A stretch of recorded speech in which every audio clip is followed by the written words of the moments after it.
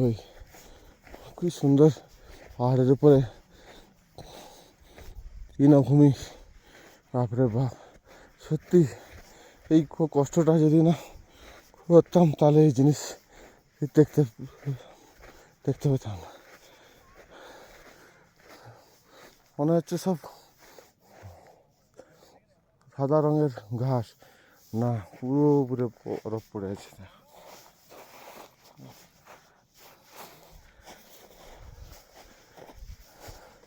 আর 8-10 দিন পরে এলে হ্যাঁ এখানে বরফটা দেখতে পেতাম।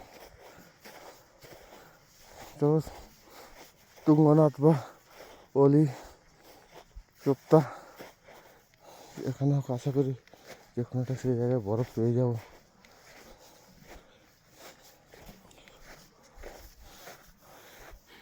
কি রেঞ্জ!